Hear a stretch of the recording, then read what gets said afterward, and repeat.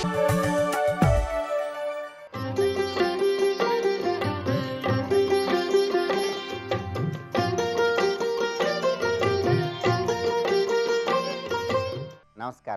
ప్రేక్షకులందరికీ శుభోదయం. ఈనాటి శుభయోగం శీర్షికన సోమవారం సందర్భంగా ఈశ్వరుడికి ఎంతో ప్రీతిపాత్రమైనటువంటి శివపంచాక్షరి స్తోత్రంలో ఉన్నటువంటి వైభవం ఏంటో తెలుసుకుందాం. శివపంచాక్షరి స్తోత్రం మొట్టమొదటి శ్లోకంలో ఈశ్వరుణ్ణి నాగేంద్రహారాయ త్రిలోచనాయ భస్మాంగరాగాయ మహేశ్వరాయ నిత్యాయ శుద్ధాయ దిగంబరాయ తస్మై నకారాయ నమశివాయ అంటూ మనం అందరం ప్రార్థిస్తాం. ఈ శ్లోకంలో ఈశ్వరుణ్ణి నిత్యాయ శుద్ధాయ దిగంబరాయ అంటూ మనం అందరం కీర్తిస్తున్నాం. నిత్యాయ అంటే ఎప్పటికీ తరిగిపోనటువంటి శాశ్వతమైనటువంటి ఆనందాన్ని కలిగింపజేసేవాడు అని అర్థం. శుద్ధాయ, ఈశ్వరుణ్ణి శుద్ధాయ అని ఈ మొదటి శ్లోకంలో ఎందుకన్నారంటే ఈశ్వరుణ్ణి శుద్ధ స్ఫటిక సంకాశం అంటూ మనకి శాస్త్రాల్లో కీర్తించారు. అంటే స్ఫటికానికి ఒక ప్రత్యేకత ఉంది. స్ఫటికలింగానికి ఉన్న ప్రత్యేకత ఏంటంటే స్ఫటికలింగానికి ఏ ద్రవ్యంతో అభిషేకం చేస్తే ఆ ద్రవ్యానికి ఉన్నటువంటి రంగు వస్తుంది. అంతేగాని ప్రత్యేకంగా ఎలాంటి రంగు కూడా స్ఫటికలింగానికి రాదు. మీరు ఏ ద్రవ్యంతో అభిషేకం చేస్తే ఆ ద్రవ్యం రంగులో స్ఫటికలింగం మనకు కనిపిస్తుంది. అంటే శరీరం అనేది అనేక రూపాలలో ఉన్నప్పటికీ లోపల ఆత్మ మాత్రం ఒకే విధంగా ప్రకాశిస్తుందని చెప్పటమే ఈ స్ఫటికలింగంలో ఉన్నటువంటి ప్రత్యేకత. అందుకే ఈశ్వరుని నిత్యాయ శుద్ధాయ దిగంబరాయ అంటూ కీర్తిస్తున్నాం. శుద్ధాయ అంటే శరీరం అనేది అనేక రకాలలో ఉన్నప్పటికీ ఆత్మ పరిశుద్ధమైనది. ఆ ఆత్మ ఈశ్వర స్వరూపం, శివోహం అనే భావన రావాలని చెప్పటానికి సంకేతంగా శుద్ధాయ అంటూ ఈ మొదటి శ్లోకంలో ఈశ్వరుని కీర్తిస్తున్నాం. ఆ తర్వాత దిగంబరాయ అంటూ మొదటి శ్లోకంలో స్వామిని కీర్తిస్తున్నాం. మరి ఈశ్వరుణ్ణి దిగంబరుడు అనే పేరుతో ఎందుకు పిలుస్తారంటే దారుకావనానికి సంబంధించినటువంటి కథను మనమందరం స్మరించుకోవాలి. దారుకావనము అనే పేరు కలిగినటువంటి వనంలో గొప్ప గొప్ప మహర్షులందరూ కూడా యజ్ఞయాగాదులు చేస్తూ ఉండేవాళ్ళు. వాళ్ళందరూ కూడా యజ్ఞయాగాదులు చేస్తూ గొప్ప అహంకారాన్ని ప్రదర్శించిన తరుణంలో అహంకారాన్ని విడిచిపెట్టాలనే సందేశం ఆ మహర్షులందరికీ ఇవ్వటానికి పరమేశ్వరుడు వస్త్రాలను విడిచిపెట్టి దిగంబరుడిగా దారుకావనంలోకి ప్రవేశిస్తాడు. అప్పుడు పరమేశ్వరుడి సౌందర్యం చూసి ఆ ఋషి పత్నులందరూ కూడా వ్యామోహం చెందుతారు. అప్పుడు ఋషులకు కోపం వచ్చి అభిచారిక హోమము అనే పేరు కలిగినటువంటి హోమాన్ని నిర్వహించి ఆ హోమం నుంచి ఆయుధాలు వచ్చేలాగా చేసి పరమేశ్వరుడి మీదకు ఋషులు ఆయుధాలను ప్రయోగిస్తారు. ఖట్వాంగము అనే పేరు కలిగినటువంటి ఆయుధం ఆ అభిచారిక హోమం చేస్తున్నప్పుడు హోమగుండంలోంచి బయటకు వస్తుంది. ఆ ఆయుధం ఈశ్వరుడి దగ్గరికి వెళ్ళేసరికి ఆయన ఏమీ చేయలేకపోతుంది. ఈశ్వరుడు ఆ ఆయుధాన్ని స్వీకరిస్తాడు. మహర్షులందరూ అనేక ఆయుధాలు హోమగుండంలోంచి సృష్టించినప్పటికీ ఆ ఆయుధాలన్నీ ఈశ్వరుని ఏం చేయలేక మహర్షులు పశ్చాత్తాప పడతారు. అప్పుడు మహర్షులందరితో మీరు ఎన్ని యజ్ఞయాగాదులు చేసినప్పటికీ ఈ శరీరం అనేటటువంటిది అశాశ్వతమన్న సత్యాన్ని తెలుసుకోవాలి, ఆత్మ శాశ్వతమన్న సత్యాన్ని తెలుసుకోవాలి, దేహ అభిమానాన్ని విడిచిపెట్టాలి, అహంకారాన్ని విడిచిపెట్టాలని ఈశ్వరుడు ఋషులందరికీ సందేశం ఇస్తాడు. అహంకారాన్ని విడిచిపెట్టడానికి సంకేతంగా వస్త్రాలు లేకుండా దిగంబరుడిగా ఈశ్వరుడు అక్కడికి వస్తాడు. ఇది దారుకావనానికి సంబంధించిన కథ. అందుకే ఆయన్ని దిగంబరుడు అనే పేరుతో పిలుస్తారు. అయితే దిక్కులను వస్త్రాలుగా ధరించిన వాడు అనే అర్థంలో కూడా ఆయన్ని దిగంబరుడు అనే పేరుతో పిలుస్తారు. పరావిద్యకు సంబంధించినటువంటి శక్తి మొత్తం ఈశ్వరుడికి ఉంది అని చెప్పే అర్థంలో కూడా ఆయన్ని దిగంబరుడు అనే పేరుతో పిలుస్తారు. తస్మై నకారాయ నమశివాయ, నకార స్వరూపంలో ఉన్న ఈశ్వరుడా నీకు నమస్కారం అని చెప్పటమే దీనిలో ఉన్న అంతరార్థం. రేపటి శుభయోగం శీర్షికన అక్షయ తృతీయ సందర్భంగా ఎటువంటి విధి విధానాలు పాటించాలో, తద్వారా ఎలాంటి ప్రయోజనాలు సిద్ధింపజేసుకోవచ్చో పరిశీలిద్దాం. నమస్కారం. త్రిపుర సుందరి శంభు మోహిని నాదరూపిణి భవానీ దాక్షాయని కాత్యాయని కరుణించముని భక్త కోటిని. నాకు భయం లేదు, నష్టం లేదు, నాకు సాధ్యం కానిది ఏదీ లేదు. ఎందుకంటే మేము పట్టుకునేది ఎవరిని? కామేశాంకోత్తుంగ పర్యంక సంస్థాం. కామేశ్వరుని యొక్క దివ్యాంకమునందు కూర్చున్నటువంటి ఒక గొప్ప వస్తువును మేము పట్టుకున్నాం ఆధారంగా. ఆవిడెవరంటే తత్వాతీతాం. ఆవిడ తత్వములకు అతీతురాలు. తత్వములు అంటే పంచభూతాలు, పంచతన్మాత్రలు, పంచ జ్ఞానేంద్రియాలు, పంచ కర్మేంద్రియాలు, మనోబుద్ధి చిత్త అహంకారములు. ఇవి తత్వములు, ఇవి లోకంలో ఉన్నాయి. వీటన్నిట్లో ఆవిడ వ్యాపించుతూ తత్వమయ్యిగా కనబడుతున్నది. కానీ వీటన్నిటికి అతీతంగా ఉంటూ తత్వాతీతగా కూడా ఉన్నది. అటువంటి తత్వాతీత అయిన తల్లి అచ్యుత ఆనందదాత్రి.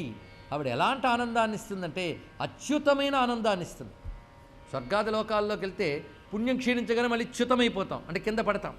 అమ్మ ఇచ్చే ఆనందం ఎలాంటిదంటే అచ్యుతం, మళ్ళీ కింద పడనటువంటి ఆనందం, అంటే మళ్ళీ తిరిగి వెనక్కి రానటువంటి స్థితి నా తల్లి ఇస్తున్నది, పరిపూర్ణమైన ఆనందాన్ని ఇస్తున్నది. కానీ అచ్యుతానందం అంటే మోక్షమే. అది ఎక్కడుంది? తత్వాతీతంలో ఉంది. తత్వాలలో అచ్యుతానందం ఉండదు, తత్వాతీతంలోనే ఉంటుంది. అందుకే తత్వాతీత అయినటువంటి అదే లోకాతీతం గుణాతీతమైన తత్వం గనక అది తత్వాతీతాం అచ్యుతానందదాత్రిం దేవీమహం నిరుతిం వందమానః. ఇది కూడా తైత్తిరీయంలోని వాక్యమే. దేవీమహం నిరుతిం వందమానః. సర్వశాసక శక్తి అయినటువంటి ఆ తల్లిని మేము నమస్కరిస్తూ ఉన్నాము, వందనం చేస్తూ ఉన్నాము.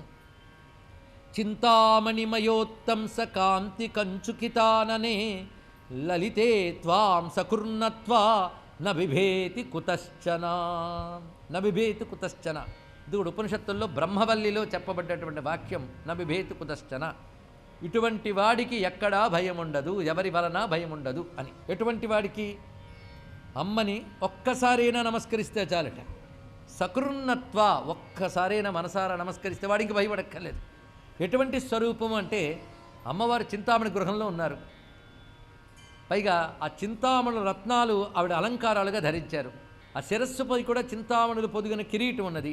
ఆ వితానములో కూడా రత్నాలు ఉన్నాయని చెప్పుకున్నాం కదా, ఆ పైన షాండ్లియా. ఆ రత్నముల కాంతులన్నీ అమ్మ శిరస్సు మీద అలా పడుతూ ఉంటే ఎలా ఉన్నదంటే ఒక మేలి ముసుగు కప్పుకున్నట్టుగా ఉందిట. అది చింతామణిమయ ఉత్తంస కాంతి కంచుకిత అనని, అది మేలి ముసుగు కప్పుకున్నట్టుండి ఆ కాంతులు కాంతిమంతమైన అమ్మ ముఖం మీద ప్రతిఫలిస్తున్నాయి. అలాంటి ఆ లలితని ఒక్కసారి నమస్కరిస్తే ఇంక దేనికి భయపడవలసిన అవసరం లేదు అన్నారు. ఈ చెప్పేటప్పుడు అన్ని కోరికలు ఇవ్వగలిగే చింతామణులు అమ్మవారి మేలు ముసుగులా సేవ చేస్తున్నాయి ఇక్కడ. కానీ ఒక్క కోరిక ఒక్క చింతామణి తీర్చగలదు.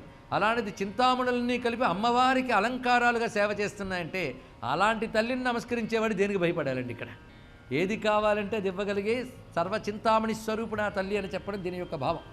పైగా ఈ రూపంగా ధ్యానం చేస్తే అటువంటి వాడికి భయాలు తొలగుతాయి అని ఒక ధ్యాన ప్రక్రియను కూడా ఇందులో చెప్తున్నారు.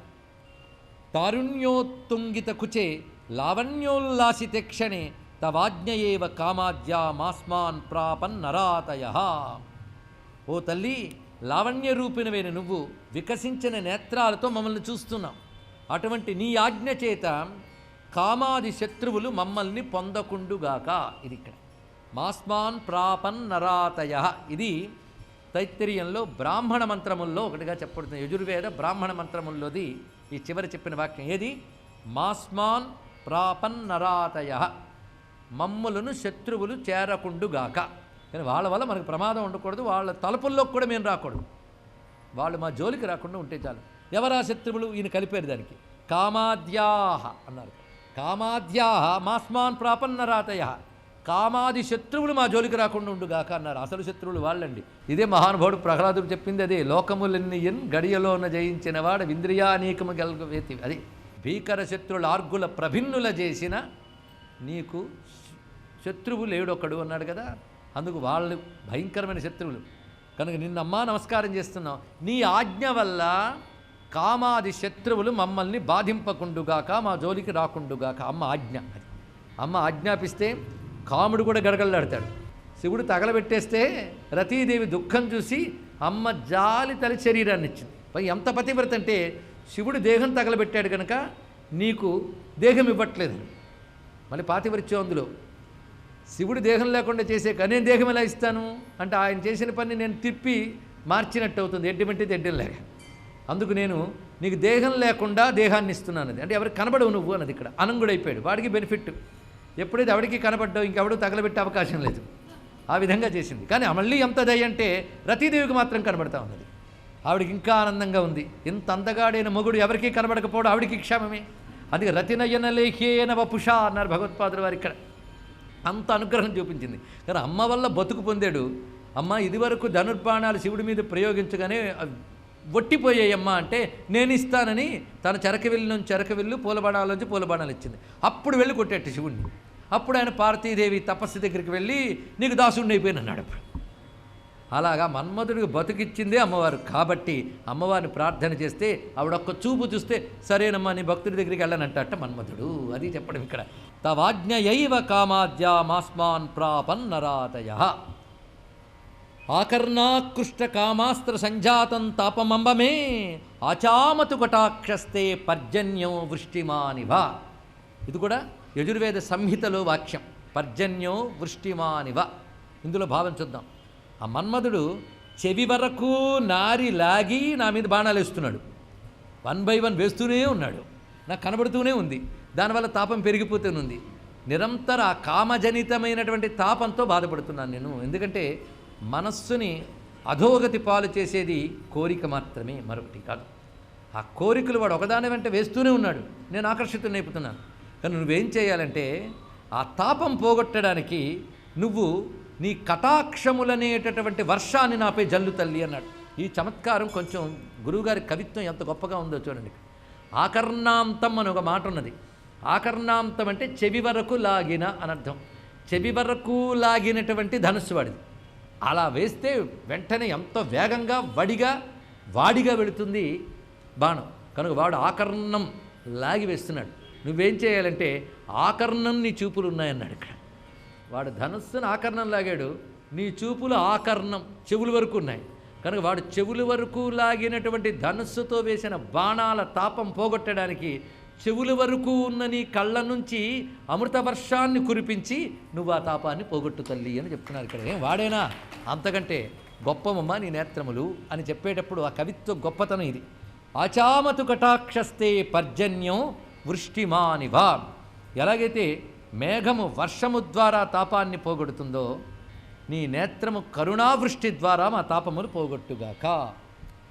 కుర్వే గర్వే నాపచారా నపారాన్యద్యప్యంబ త్వత్పదాబ్జం తథాపి మన్యే ధన్యే దేవి విద్యావలంబం మాతేవ పుత్రం బిభృతాస్వేనం.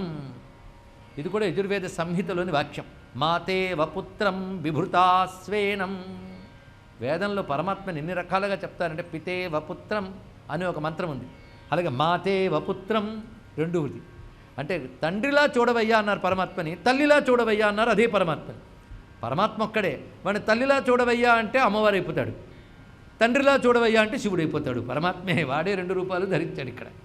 నువ్వు మమ్మల్ని మాతేవ పుత్రం బిభృతాస్వేనం. ఎందుకంటే ఇక్కడ మన తప్పులు ఒప్పుకుంటున్నాం. మనల్ని బాధించే వికారాల్ని నువ్వే తొలగించమ్మా అని శరణు వేడుతున్నాం. ఎందుకంటే మన్మధుణ్ణి తొలగించు, నీ ఆజ్ఞతో వాళ్ళని దూరంగా పెట్టు అన్నాడు కదా. ఆ భావం కొనసాగుతుంది. నేను బాగా ఆలోచిస్తే నాకు అనిపిస్తోందమ్మా, గర్వం చేత నేను అనేక అపరాధాలు చేస్తున్నాను. కుర్వే గర్వేణ అపచారాన్. గర్వం అనేక రకాలుగా వస్తుంది. కాలం కలిసి వచ్చింది అనుకోండి గర్వం వస్తుంది. అనుకున్నవే జరిగిపోతూ ఉంటే గర్వం. ఇలాంటి అపచారములు గర్వం చేత నేను చాలా చేశానమ్మా. అయినప్పటికీ తల్లి, విద్యకు ఆధారమైన నీ పాదాలని పట్టుకున్నాను. తప్పులెన్నో చేసి ఉండొచ్చుగాక, ఇప్పుడు చేసిన ఒప్పు మాత్రం చాలా గొప్పది. అది నేను చేసిన మంచి పని ఏమిటి అంటే నీ పాదాలు పట్టుకోవడం. ఈ మంచి పని దగ్గర అవన్నీ చాలా చిన్నవైపోయాయి. ఎందుకంటే ఇంతకంటే గొప్ప మంచి పని లేదు. అందుకే సర్వ విద్యలకి ఆలంబనమైనటువంటి నీ యొక్క పాదాలను పట్టుకున్నా. విద్యాలంబం త్వత్పదాబ్జం. విద్యకి ఆలంబనము నీ పాదము. విద్య అనగానే ముక్తినిచ్చే విద్య అనర్థం. అదే శాస్త్రంలో చెప్తుంది, ముక్తినిచ్చేదే విద్యయ్యా అని ఒకటే మాట చెప్పారు. అటువంటి బ్రహ్మ విద్యా స్వరూపమైన నీ యొక్క పాదములను నేను పట్టుకున్నాను గనక, తథాపి గర్వం చేత ఎన్నో తప్పులు చేసి ఉండవచ్చు గాక, కానీ విద్యాలంబమైన నీ పాదముల్ని పట్టుకున్నాను గనక తల్లి నేను ధన్యుణ్ణని భావిస్తున్నాను. నేను ధన్యుణ్ణి, మన్యే ధన్య, నేను ధన్యుణ్ణని భావించేస్తున్నాను. ఎందుకంటే ఇది పట్టుకుంటే చెడిపోరు కదా. అందుకు నువ్వు నన్ను కుమారునిలా పోషించు అన్నారు. ఈ మాట చాలా గొప్ప మాట అండి. ఎందుకంటే ఎంత చెడ్డవాడైనా సరే కొడుకుని తల్లి క్షమిస్తుంది, బాగు చేసే ప్రయత్నం చేస్తుంది. స్వస్తి.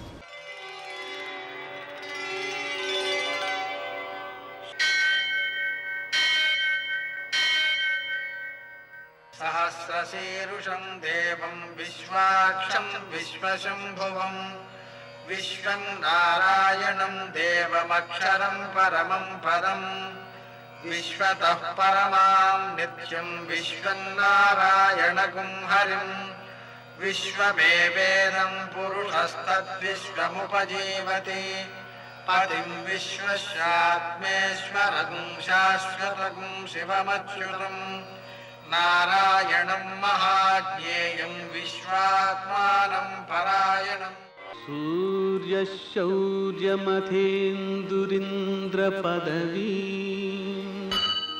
सन्मङ्गलं मङ्गलम् మృత్యుంజయాయ రుద్రాయ నీలకంఠాయ శంభవే అమృతేశాయ శర్వాయ మహాదేవాయ తే నమః. నేటి కాలమాన విశేషాలను గమనిద్దాం.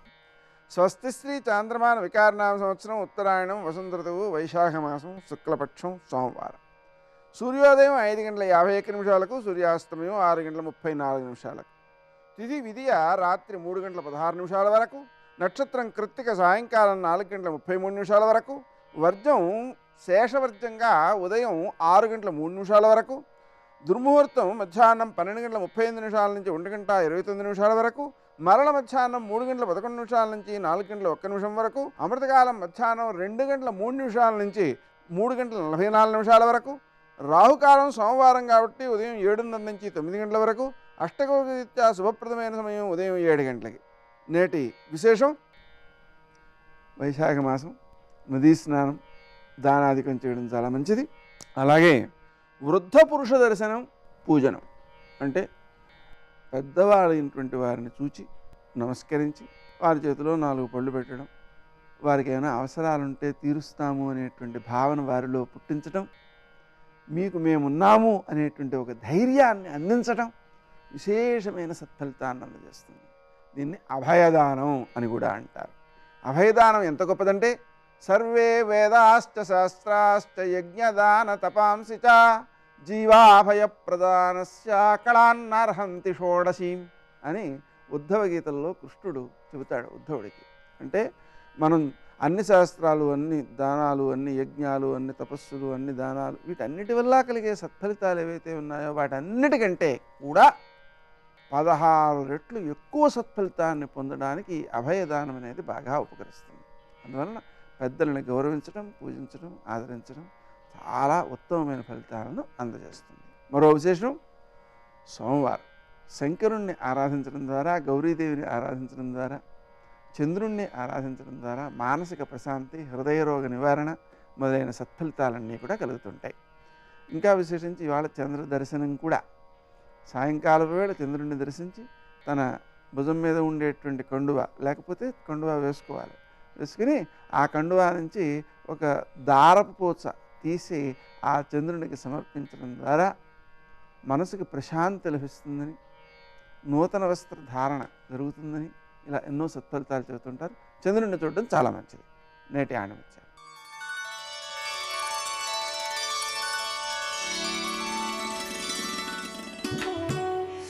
తీయని మాటలతో పాటు తీయని మనసు కూడా ఉండాలి.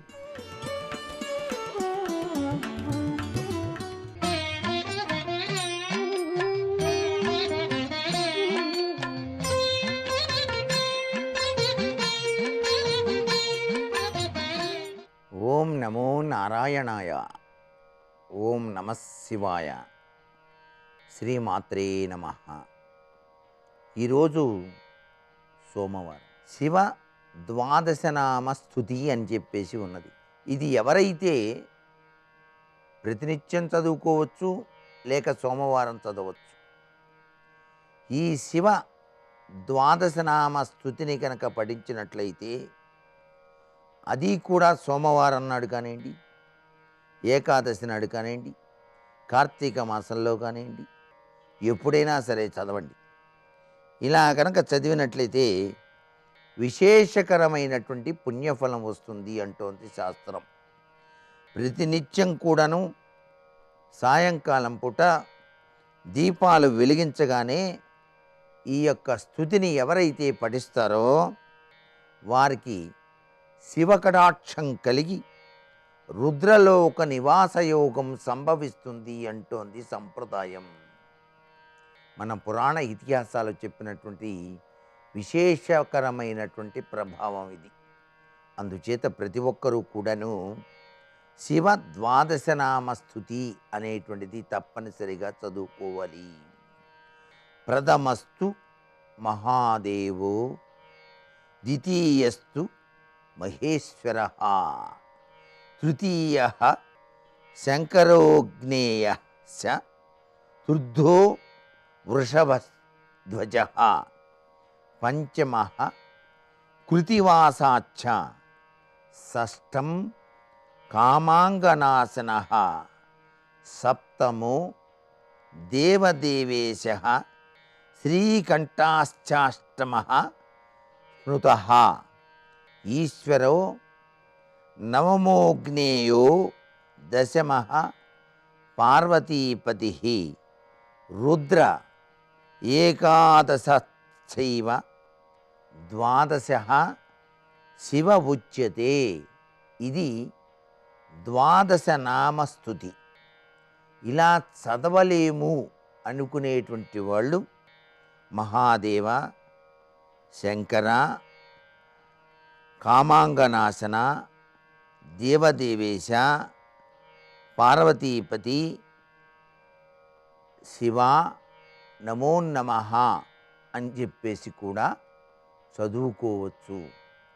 ఇలా గనక అనుకున్నట్లయితే శివ శివ అనరా చింతలు తొలుగునురా అని అర్థం. ఈ ద్వాదశనామావళిలో దాగిన పరమార్థ లక్షణాన్ని సోమవారం నాడు తప్పనిసరిగా ప్రతి ఒక్కరూ అర్థం చేసుకొని నిష్ఠగా గనక పరమేశ్వరుని గనక ప్రార్థన చేసినట్లయితే సర్వవిధ శ్రేయోదాయకవంతమైన ప్రభావంతో జీవితాన్ని గడపడానికి ఆస్కారాన్ని ఆ పరమేశ్వరుడు అనుగ్రహిస్తాడు. అలాగే ఈశ్వరుడు ఐశ్వర్యకారకుడు కాబట్టి ఒక్క మారేడు దళాన్ని చేతిలో పట్టుకున్నా చాలండి, అభిషేకం చేసిన పుణ్యఫలం వస్తుంది అంటోంది శాస్త్రం. ప్రతి వాళ్ళు కూడా ప్రతి గ్రామంలోనూ ప్రతి చోట కూడా మారేడు చెట్లు నాటటం అనేది చాలా మంచిది. ఆ మారేడు దళాలతోనే 1,00,000 బిల్వార్చన ఆ గ్రామాభ్యుదయం కోసం పరమేశ్వరుడికి చేయటం కూడా విశేషవంతమైన ప్రభావాన్ని కలిగింపచేస్తుంది సుమ. సర్వే జనా సుఖినో భవంతు.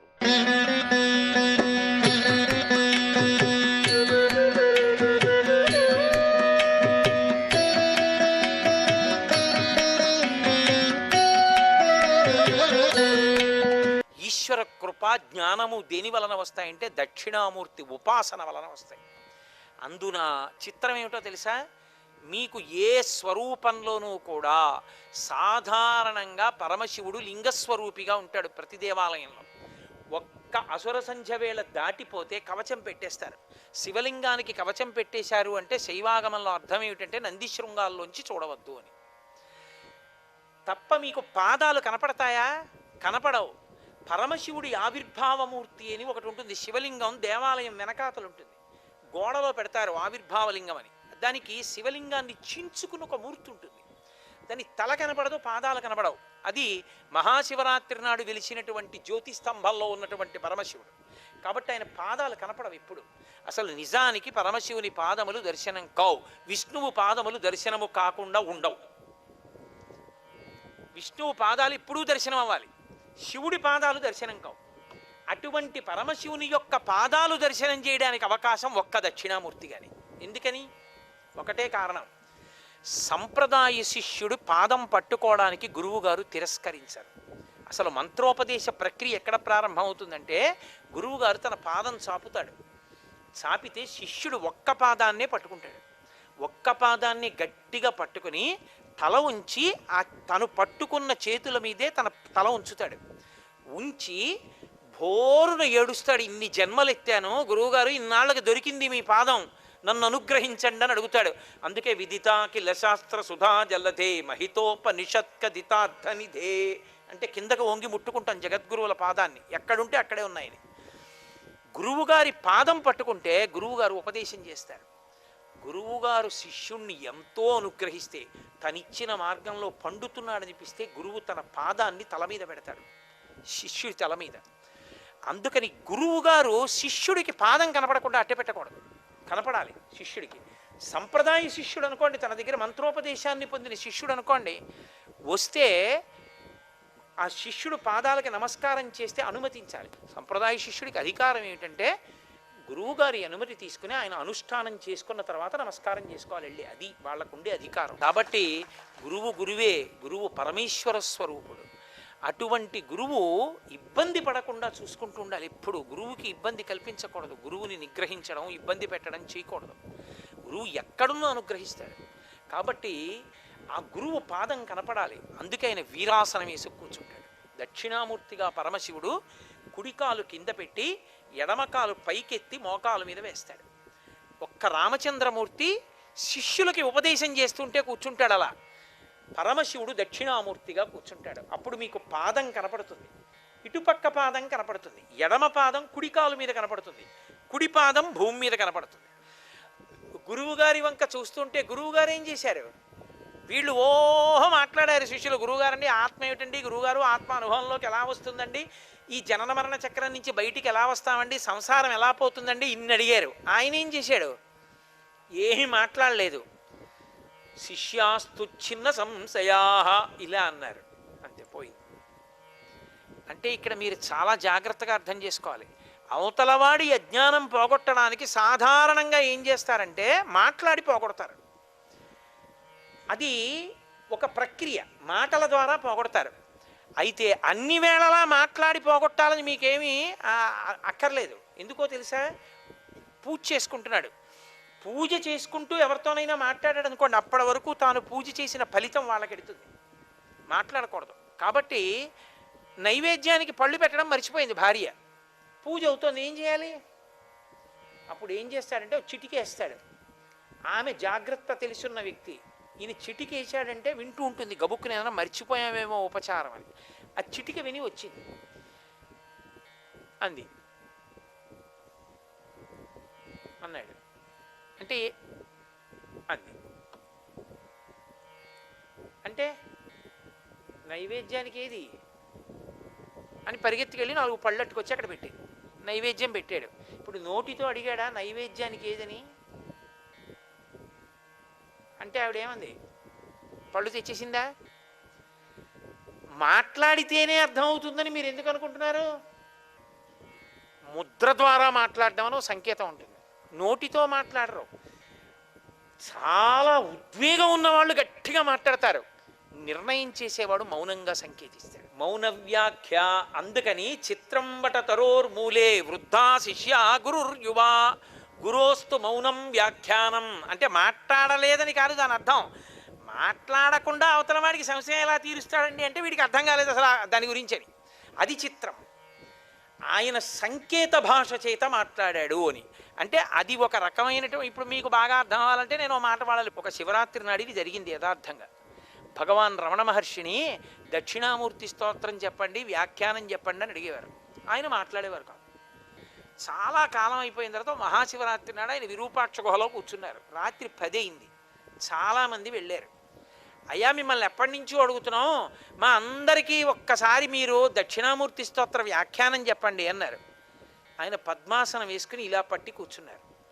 ఏమైందో తెలియదు వాళ్ళకి. సూర్యోదయం అవుతుండగా వాళ్ళందరూ లేచన్నారు. మాకు అర్థమైపోయింది స్తోత్రం.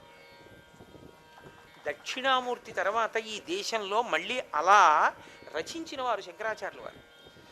దక్షిణామూర్తి స్తోత్రాన్ని ముద్రతోటే మాట్లాడకుండా వ్యాఖ్యానం చేసి తన చుట్టూ ఉన్న వాళ్ళకి అర్థమయ్యేట్టు చేసిన వారు రమణ భగవాన్. తాను అనుభవించారు కాబట్టి తాను అలా చెప్పారు. అందుకని గురోస్తు మౌనం వ్యాఖ్యానం శిష్యాస్తు చిన్న సంశయా. శిష్యుల యొక్క అనుమానాలన్నీ తీరిపోయి అంతే. ఆ ఒక్కటే కాదు, నేపాల్ నుంచి వచ్చి భారతదేశ భాష ఒక్కటి రాని వ్యక్తి రమణ మహర్షి దగ్గరికి వెళ్ళాడు. బోలెడని అడగాలండి అని అడిగాడు. నవ్వారు అందరూ. ఎలా అడుగుతావు, నీకు భాషలు రావు కదా అని. ఎలా అయినా చెప్పుకుంటానన్నాడు. వచ్చారు రమణ మహర్షి, సోఫాలో పడుకున్నారు. ఈయన వెళ్ళి ఇలా కూర్చున్నాడు. పుస్తకం తీశాడు అడుగుదామని. ఇలా ప్రశ్న చదివి ఇలా చూశాడు, అర్థమైపోయింది. ప్రశ్న చదివి ఇలా చూశాడు, అర్థమైపోయింది. అన్నీ మౌనంగా చదువుకుని ఇలా చూసేవాడు, అర్థమైపోయింది. బయటికి వచ్చి అన్నిటికీ వ్యాఖ్యానం చెప్పాడు. నేపాలీ భాషలో తర్జుమా చేశారు. ఎలా అర్థమయ్యాయన్నారు. ఆయన నవ్వుతూ చూశారు, నాకు అర్థమయ్యాయన్నారు. ఆయన మౌనంగా లేరు, ఆయన కళ్ళతోటే వ్యాఖ్యానం చేశారు. ఆ స్థాయికి వెళ్ళిన వారికి సాధ్యం. అందుకే గురోస్తు మౌనం వ్యాఖ్యానం శిష్యాస్తు చిన్న సంశయా. ఇప్పటికీ నువ్వు కూడా పొందగలవు ఒక్క దక్షిణామూర్తి దగ్గర. అందుకే కూర్చుంటారు, నిలబడి వెళ్ళిపోకూడదు. ఇంకా యోగ శక్తితో ఉన్నాడని గుర్తేమిటో తెలుసా ఆయన ఇంకా యోగమునందున్నాడని గుర్తేమిటంటే ఒక్కొక్క చోట పాదం ఇలా నిలువుగా ఉండదు, ఇలా పక్కకి తిప్పుంటాడు. అంత గొప్ప స్వరూపం దక్షిణామూర్తి అంటే. అప్పుడు మీరు చక్కగా రోజు ధ్యానం మంటపంలో కూర్చుని ఆయన వంక చూసి ధ్యానం చేస్తున్నారనుకోండి, ఏం చెయ్యక్కర్లేదు, ఆయన వంక అలా చూస్తూ కూర్చున్నారనుకోండి, మౌనంగా మీరు ఎలా పూజ చేసేయచ్చో మీకు నేర్పుతాను. అది కూడా నా గొప్పతనం ఏం కాదు, శంకరాచార్యుల వారే నేర్పారు, నిర్గుణ మానస పూజ అని. ఎలా చెయ్యొచ్చో చెప్తాను. అలా కూర్చుని రోజు ఆయన ముందు చేస్తున్నారనుకోండి, మీకు ఆయన సమస్తమైన కోర్కెలు తీరుస్తాడు, పరమ శాంతమూర్తుల్ని చేస్తాడు, తొట్టతుదకు జ్ఞానం ఇచ్చి మోక్షానికి పంపించేస్తాడు. అది కూడా ఇచ్చేస్తాడు. అందుకే దక్షిణామూర్తి అంటే దక్షిణామూర్తే. అటువంటి దక్షిణామూర్తి స్తోత్రాన్ని శంకరాచార్యులు వారు రచించారు. శంకరాచార్యుల వారి గురించి బాగా తెలుసున్న పెద్దలు ఒక మాట చెప్తారు. వారు 5వ సంవత్సరం వచ్చేటప్పటికి వారికి సంస్కృత భాష, వేదములు, పురాణములు, కావ్యములు అన్నీ కరతలామలకములైపోయాయి. ఆయనకు పుస్తకం అక్కర్లేదు, అలా వ్యాఖ్యానం చేశారు. ఏకసంధాగ్రాహి, ఒక్కసారే చూసేవారు ఆయన, అంతే. అటువంటి శంకరాచార్యుల వారి జీవితం మొత్తం మీద 18 మాటలు చదివింది ఒక్కటే ఒక్కటి ఉంది. 18 మార్లు చదివారు దాన్ని అంటారు. ఏది అంటే స్కాంద పురాణాంతర్గతమైనటువంటి సూత సంహిత. శంకరులు ఒక్క సూత సంహితనే 18 మాటలు చదివారు. 18 మాటలు చదివి అప్పుడు బ్రహ్మసూత్ర భాష్యం దక్షిణామూర్తి స్తోత్రం రాశారు. శంకరులు దక్షిణామూర్తి స్తోత్రం రాయాలంటే 18 మాటలు సూత సంహిత చదవలసి వచ్చింది.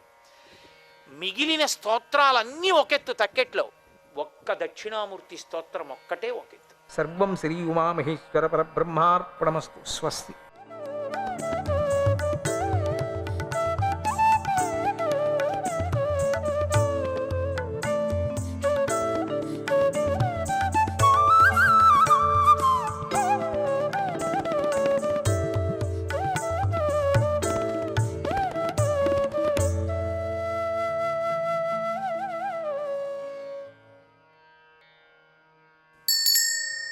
కృష్ణ గోపాలకుడైనటువంటి శ్రీకృష్ణుడు దూడలు గోపాలుర వేషంతో తనను తానే అడవిలోనూ ఆవుల కొట్టంలోనూ పాలించుకోసాగాడు.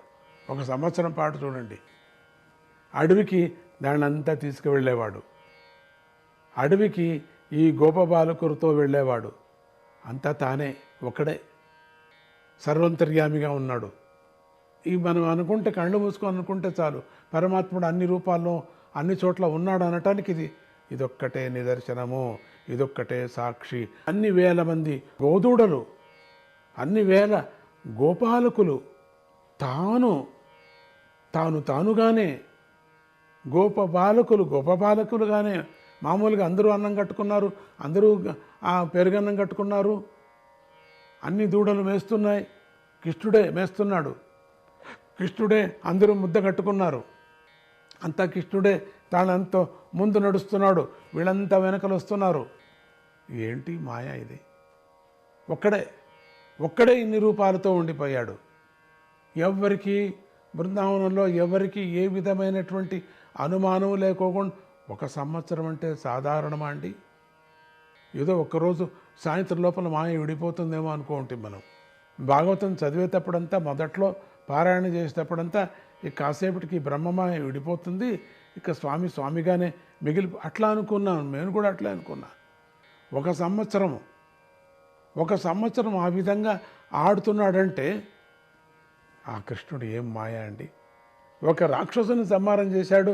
ఈ ఒక ఘట్టం మనం చదివినప్పుడు అనిపిస్తుంది, ఎంత ఆనందంగా వివరణ చేస్తున్నాడు సుఖబ్రహ్మ. ఆ పరీక్షితుడు ఎంత అదృష్టవంతుడు. పరీక్షితుడు పరమాత్ముడు గర్భంలోనే చూశాడు పరమాత్ముడిని, ఆ లీలలంతా చూసేశాడు, మళ్ళీ వింటున్నాడు. ఆ లీలలు చూడటంలో పరమాత్ముడు అక్కడే రక్షించాడు. అశ్వత్థాముడు వదిలినటువంటి బ్రహ్మాస్త్రాన్ని అక్కడే రక్షించాడు. అక్కడే, లేకపోతే ఆ బ్రహ్మాస్త్రం సాధారణమా అండి? గర్భంలోనే కొట్టేస్తుంది. అక్కడ వెళ్ళి రక్షించాడు. దాన్ని చూశాడు పరీక్షితుడు, గర్భంలో చూశాడు. అందుకని బయట వచ్చిన తర్వాత కూడా పరీక్షితుడు అన్ని చోట్ల చూసేవాడట. పరీక్షితుడు అని పేరు వచ్చిందట. ఇట్లా పరీక్ష చేస్తున్నాడే, ఈ కళ్ళు అంటున్నాయని చెప్పేసి.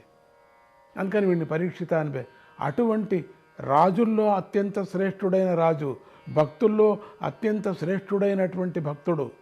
ఎన్ని మాటలు కథ విన్నా చాలదు, మళ్ళీ మళ్ళీ తిప్పి తిప్పి అడుగుతున్నాడు కథలు. అటువంటి పరీక్షిత్ రాజుకి ఈ స్వామి ఎంతగా వివరణ చేస్తున్నాడో శ్రీకృష్ణ మాయను. ఎంత అద్భుతంగా ఉన్నది ఈ ఘట్టం మనకు. ఏంటండి, తనను తానే అడవిలో కాచుకుంటున్నాడు, అడవిలో తానే గోపబాలకులుగా మారిపోయాడు, అన్ని నోర్లతో తాను తింటున్నాడు ముద్దను. ఎంత బాగుందండి ఇది. మనం ఒక కృష్ణుడు తింటుంటే ఎంత ఆనందమో, అన్ని వేల మంది గోపబాలకులు తింటూ ఉంటే, కృష్ణుడే అన్ని ఆ గోపబాలకులు తింటూ ఉంటే ఎంత ఆనందం మనకు. ఆ దూడలు గడ్డి మేస్తూ ఉంటే స్వామి సర్వంతర్యామనటానికి ఇంకేం సాక్షి. కానీ ఆ రూపముతో తాను ఆ గడ్డి తిన్నాడు, ఈ రూపంతో వీడు ఈ ఒక బుత్తి తిన్నాడు, వాళ్ళు కట్టుకొని వచ్చినటువంటి బుత్తిని. ఆ రూపంతో వాళ్ళు వెన్నముద్ద తిన్నాడు, ఆ రూపంతో వాళ్ళ అమ్మను సంతోషపెట్టాడు. మొత్తం బృందావనంలో ఉండిన జనానికి ఏ విధమైనటువంటి మాయ అనేది ఎక్కడ కల్పించుకోకుండా, తెలియకుండా, స్వప్నంలోనూ తెలియకోకుండా చేశాడు. ఇదే అండి మాయ అంటే. తనను తానే అడవిలోనూ పాలించుకోసం, అడవిలో ఉండేట ఆవుల కొట్టం అని చెప్తారు. ఆవుల కొట్టంలో కూడా తానే ఉండేవాడు. ఆవులు దూడలుగా ఉండేవాడు. ఆహా, ఆవులు దూడలుగా ఉండి ఆ ఆవును పాలను తాగాడంటే ఆవు, ఆ గోమాత ఎంత అదృష్టం. ఏ దేవత ఉండొచ్చు ఆ గోమాత. ఆ గోమాత కృష్ణుడికి పాలిచ్చింది. అక్కడ తాను కూడా భ్రమపడలేదు. తన కొడుకే, తన దూడనే పాలిచ్చింది అక్కడ. కానీ అదృష్టము తెలియకోకుండా కప్పిపోయింది. చూసారా, వాళ్ళకి అంటుకొని వచ్చేసింది తెలియకనే. ఈ అమ్మలకు అంతేనే. కృష్ణుడినే కౌగిలించుకున్నారు, కృష్ణుడినే ముద్దాడారు, కృష్ణుడికే అన్నం పెట్టారు, కృష్ణుడికే పాలు ఇచ్చారు, కృష్ణుడినే స్నానం చేయించారు, కృష్ణుడికే నిద్రపోయేటట్టు చేయించారు, పడుకోబెట్టారు. నిజంగా కృష్ణుడు దొరకలేదు వీళ్ళకి. యశోదమ్మ ఇచ్చేదా? ఏది స్నానం చేయించి పెట్టండి మా నా కొడుకు అని ఆవిడ ఇచ్చేదా? ఆవిడ ఇవ్వదు కదా. ఇప్పుడు చూడండి, కృష్ణుడు అందరిలోనూ చేరుకున్నాడు, వాళ్ళ కొడుకుల్లాగానే చేరుకున్నాడు, వాళ్ళ దూడలుగానే చేరుకున్నాడు అక్కడ. ఆ ఆవుకు దొరికేదే? అన్ని దూడలు తాగుతున్నాయి ఆవు పాలని. ఆవు ఎంత అదృష్టం, గోపమ్మలు ఎంత అదృష్టం. ఆహా, ఇక్కడ ఉండని ఇదంతా అదృష్టం ఉండని కృష్ణుడు ఒక్కడే ఎట్లా మేనేజ్ చేశాడబ్బా అనిపిస్తుంది కదా మనకు. మాయ కదా ఆయనకి ఇదంతా లెక్కనా? సమస్తము ఆయన అయినప్పుడు, సర్వంతర్యామి అయినప్పుడు ఇదొక్కటి సాక్షి చాలు మనకు.